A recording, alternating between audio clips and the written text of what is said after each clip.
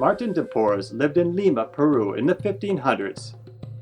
He is the patron saint of mixed-race people, public health workers, veterinarians, and those seeking racial harmony.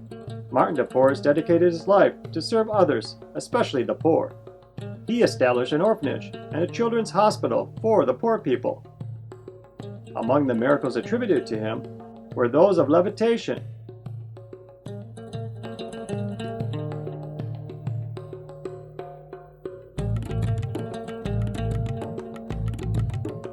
bilocation, miraculous knowledge, instantaneous cures, walk through locked doors, and ability to communicate with animals. Saint Martin grew up without a father.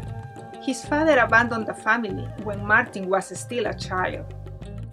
Martin, his mom and sister, lived in poverty, and when Martin was 12, he learned to cut hair and heal wounds. These abilities allowed him to earn some money to help support the family. Few years later, Martin wanted to enter the monastery of the Dominicans, but back then, a person of color was not allowed to join a religious community.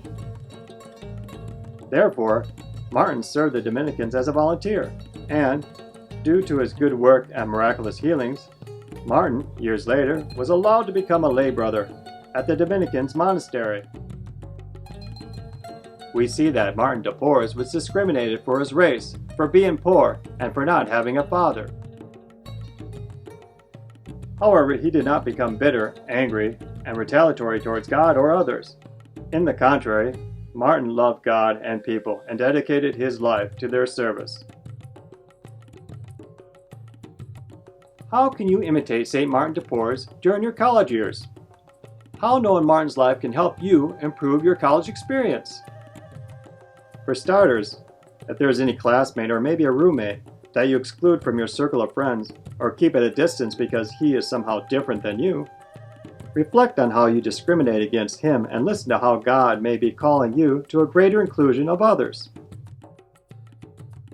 Second, St. Martin was humble, and at the monastery he volunteered to do the simple chores such as sweeping. Therefore, when you are at the dorms with your roommates, at school with your classmates and teachers, or at home with your family during school vacations, don't be high-minded and think the simple chores are beneath you, even if you're one of those who always scores at the top of your class.